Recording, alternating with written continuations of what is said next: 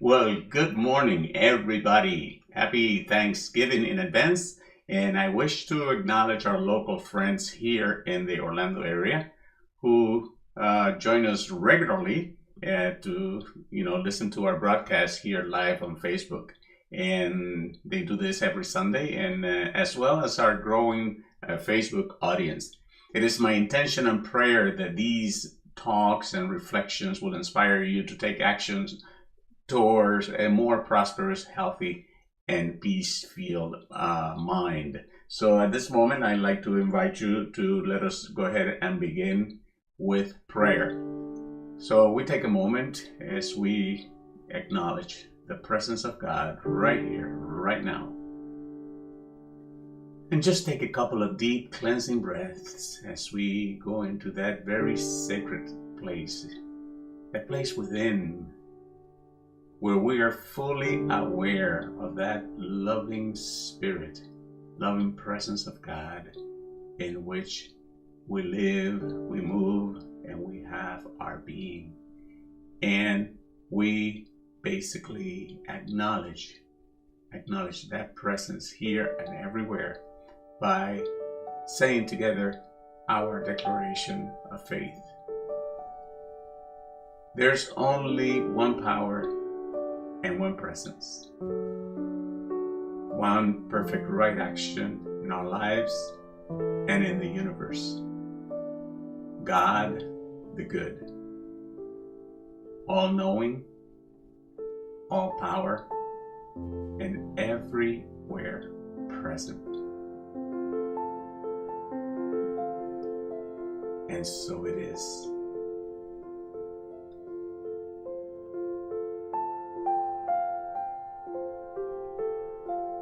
Amen.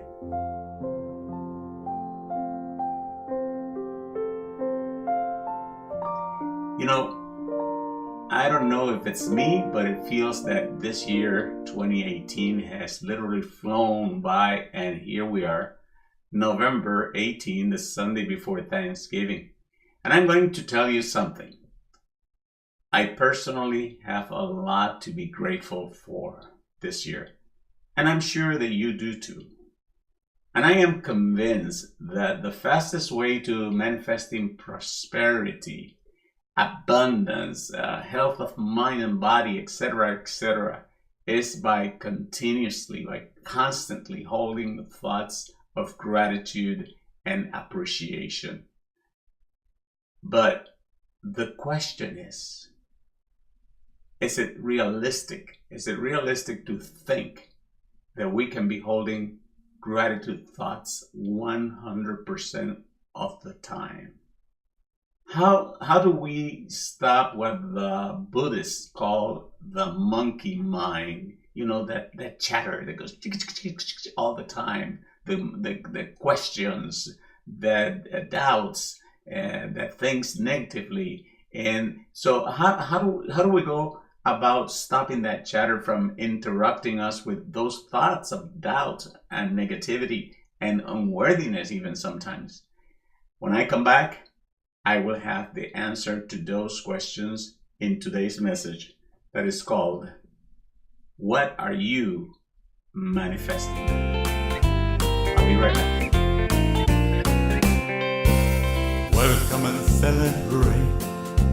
This is a happy place where your spirit and our spirits merge as one. This is home for your soul. Now you're perfect, now you're home. You are here and it's time to celebrate. Welcome and celebrate. This is the happy. Well, here we go. What are you manifesting? As you think of this, this question. And in the meantime, how about hitting that like button or let us know that you are there? And something else, how about sharing today's message with a friend? You don't know the impact that today's talk may have on somebody else. All right? So I would like also to share that if you would like to be part of the community that supports this virtual ministry through your tithes and offerings, you can go to our website at www.unitychurch.com and scroll down to the PayPal donate button.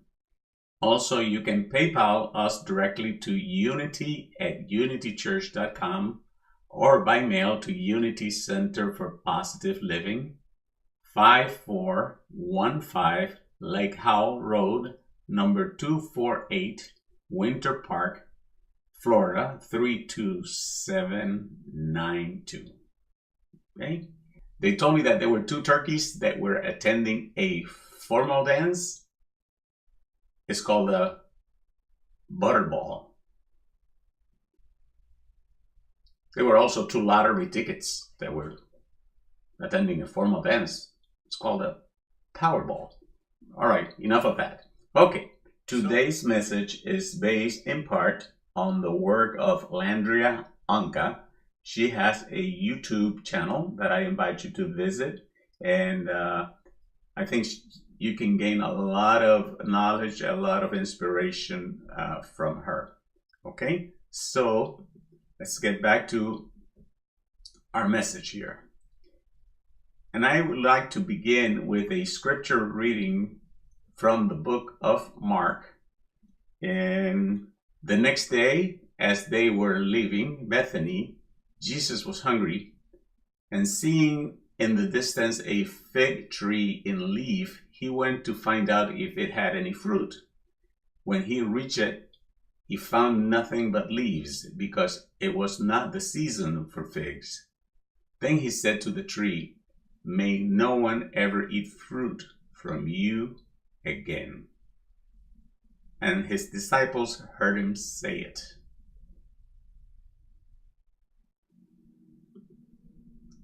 Ouch. We'll figure out what that scripture is all about in a little bit. You know, we all have heard the phrase, thoughts held in mind produce after their kind. And I believe that there is some confusion about what that phrase really means. In the beginning, we may think that it means that whatever we think is going to become a physical reality right away. But that is not the case. Listen well to the phrase. It says, thoughts held, emphasis on held, in mind, produce after their kind. So emphasis on their kind. So there's an emphasis on held and there's emphasis on their kind. In other words, if we hold the same type of thought long enough in our minds, pretty soon that thought is going to produce a similar kind of thought. And that new thought in turn, no pun intended with a new thought, that new thought in turn will do the same, and before we know it, we have an accumulation of thoughts of the same kind that will generate enough energy in such a way to have more probabilities of becoming a visible expression.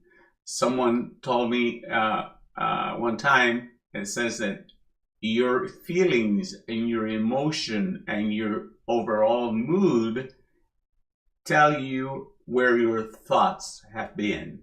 Okay? So now, why is this important?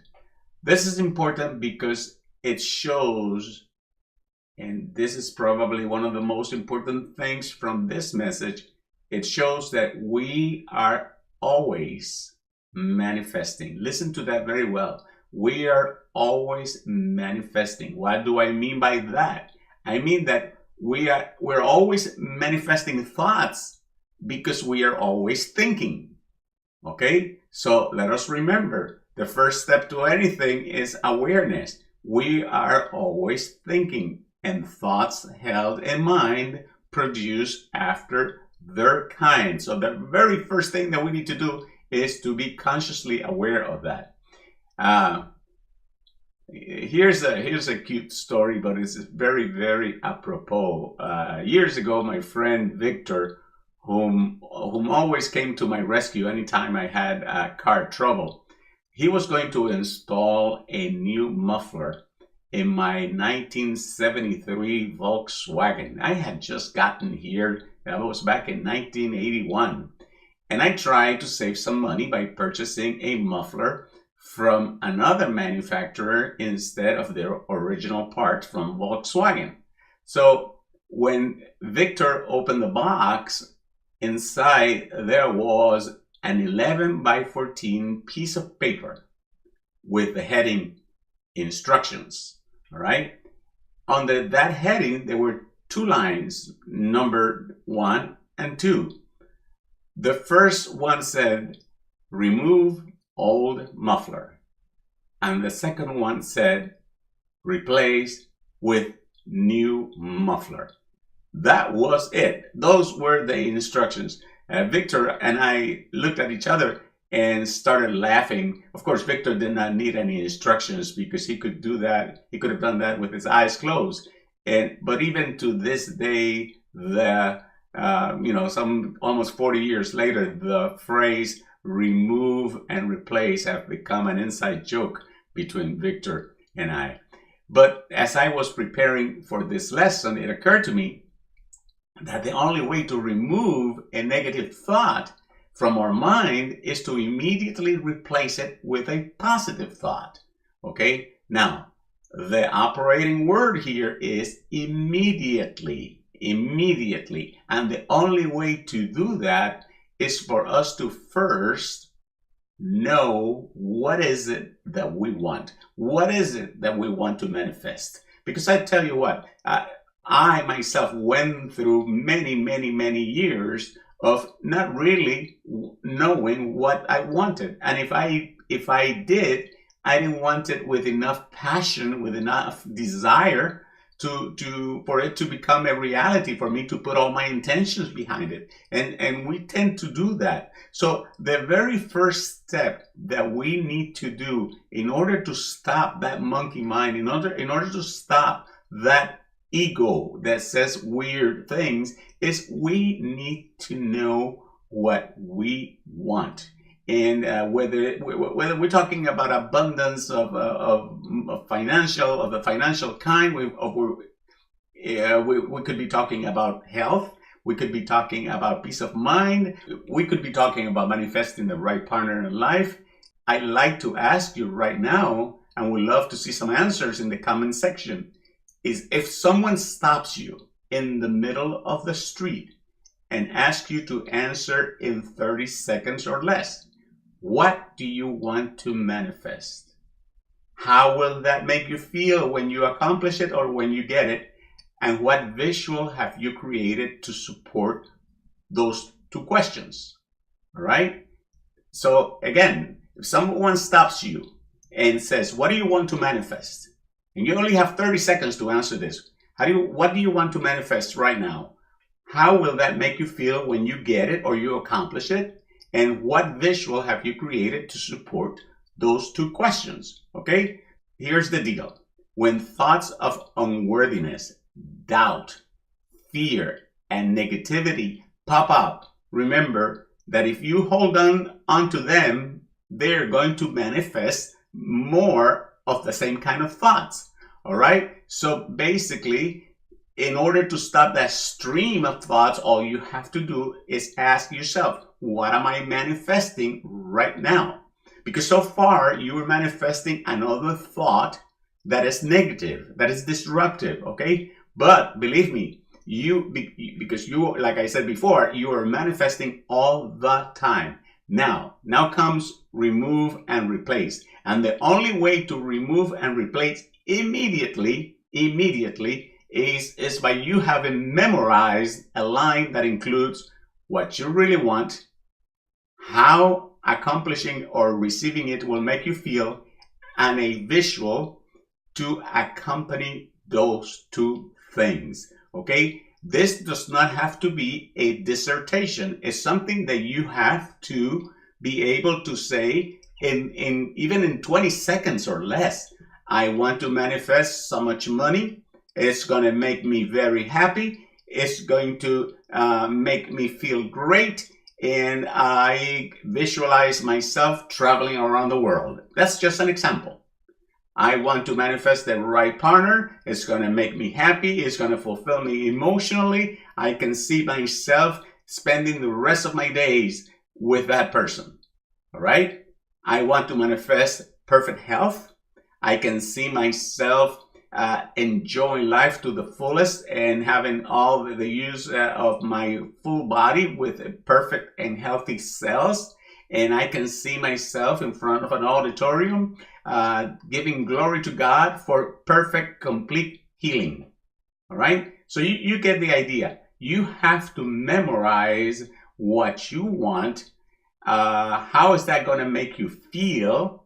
Because feeling and emotion is important, and a visual. So every time that those thoughts pop into your mind, the thoughts that say, "What are you crazy? You don't deserve that," and so on. You can ask, what am I manifesting right now? Am I manifesting another negative thought, or am I manifesting what I really want? Okay. Another point that I would like to make today has to do with the original title that I thought for today's lesson, which was Revelation, Repetition, and Reverberation. And there are certain terms that we have heard over and over to the point that they have become so much a part of our belief system. They are ingrained in our subconscious mind. They are ingrained in our consciousness. They become our paradigms, and we don't even know it. I'll give you a quick example. We all have prayed, "Our Father who art in heaven." All right? Where do you think when we refer to God as the man upstairs, where do you think that comes from? All right? Because think about the visual that has been ingrained in our minds since we were children. God up there, myself down here. All right? Therefore, I am separate from my Creator. That's our programming, okay? And I am not blaming anybody on that. It's just the way it is. We inherit our Bible from writers that thought that the earth was flat. All right? And with that mentality, things were written, and that has not been updated. All right? So we continue repeating the same things. And there are countless of things in sacred scriptures that will support that type of thing. Actually, Charles Fillmore, the co-founder of Unity, wrote that in the original Aramaic, Jesus actually said, "Our Father who art in the heavens." Not in heaven, but the heavens, meaning the spiritual ether all around us, and not a particular place called heaven. Why am I bringing this up? Well, the same thing happens with the term law of attraction. When you think about it, the term has led us to believe that first, there's something lacking, all right? Therefore, there's a need to attract something.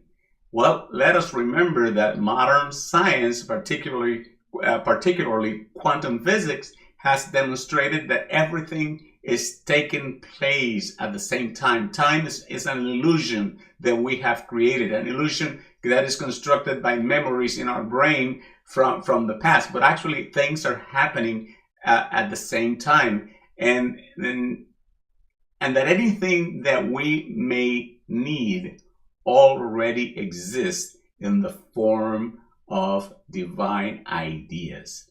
And they are simply waiting for us to shape them into visibility with the power of our thoughts, with the power of our minds, with the power of our belief. And I believe that our brother Jesus knew this very well when he said, "Do not be afraid, little flock. It is your Father's good pleasure to give you the kingdom. And he also added, your heavenly fathers know your needs before you ask. This takes me to the phrase, ask and you will receive. Well, as I've said many times before, the word in Greek that was translated as ask could have also been rendered as claim. Claim what is already yours by divine inheritance. Claim what is your Father's good pleasure to give you. And lastly, Jesus also said, whatsoever you ask in my name, believing it, you will receive. And of course, the key here is not only when he says in my name, it says in my nature. In my nature, then the nature of the Christ, the nature of the I am that is in you and in me, but also believing it. And of course, the key here is believing. So when you are doing the remove and replace thing, whatever you want to see manifest, you must believe. You must believe. And if doubting thoughts come back, again, stop and ask yourself, what am I manifesting right now?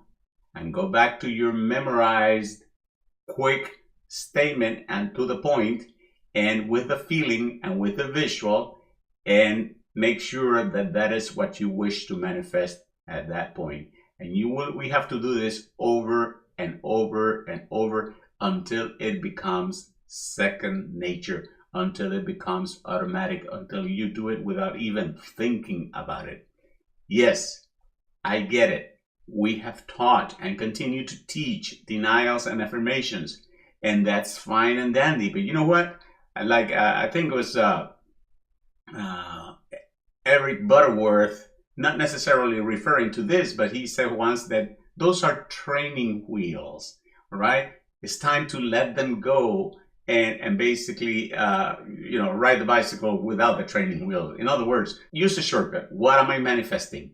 And then remove and replace with the visual and the statement that you have prepared. At the beginning, I read one of those texts from the Bible that at first glance do not make any sense, but when we look for a deeper meaning, it becomes very clear. You see, Jesus always represents our highest spiritual ideal and the maximum expression of the I am in us. The fig tree represents the area of our mind that generates unproductive or negative thoughts. And that's the area that we need to remove and replace. Jesus said, may no one ever eat fruit from you again. May no one uphold those negative thoughts. And remember, thoughts held in mind produce after their kind. So wrapping things up, when thoughts such as I don't deserve this or that, or how am I going to get through this, or why is this happening to me, or this spiritual mumbo jumbo doesn't work, stop, remove and replace with what am I manifesting, and immediately go to your already memorized and rehearsed brief statement, feeling and visual. Do this every time, again, until it becomes automatic. Happy Thanksgiving, everybody, and don't forget to hit that share button. Let us have a moment of prayer.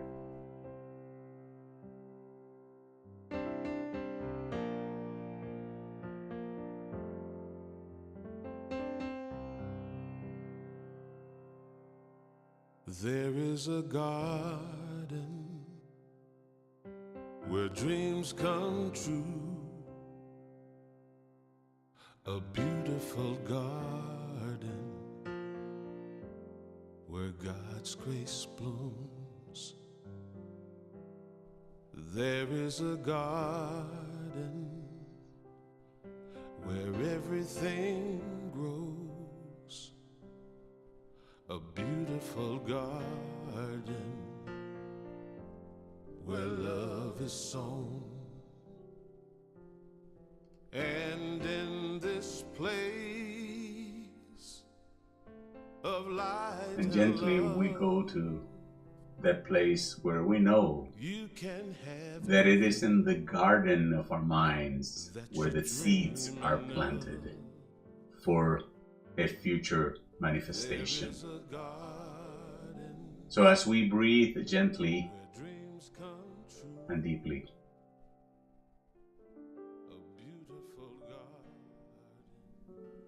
we pay attention to our thoughts.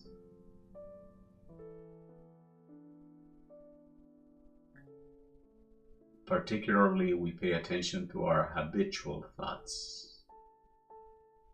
And as we monitor them, we ask the question, what am I manifesting right now?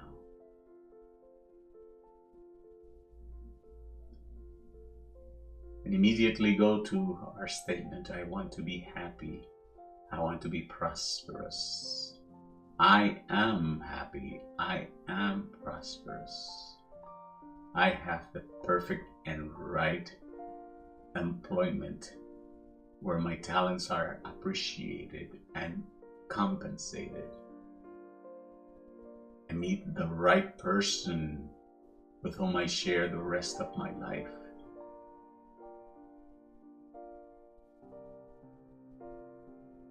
And I visualize each one of those things with clarity. I see it in my mind's eye.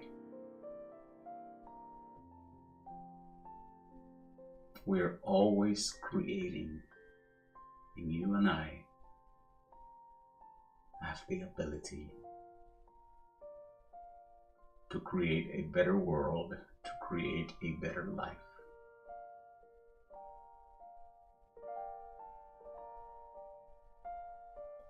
I am manifesting health.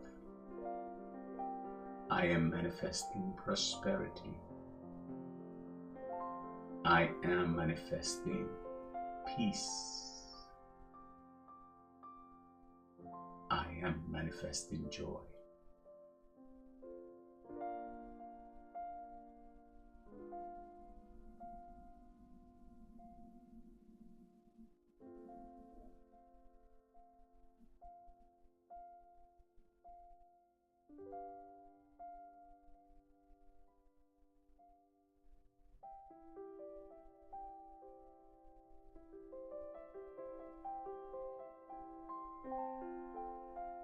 And gently we return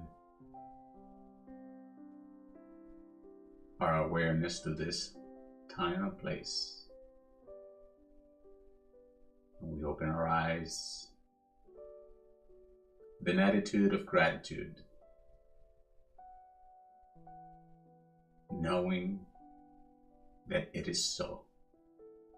As we release this prayer into the universe and it becomes law. And so it is.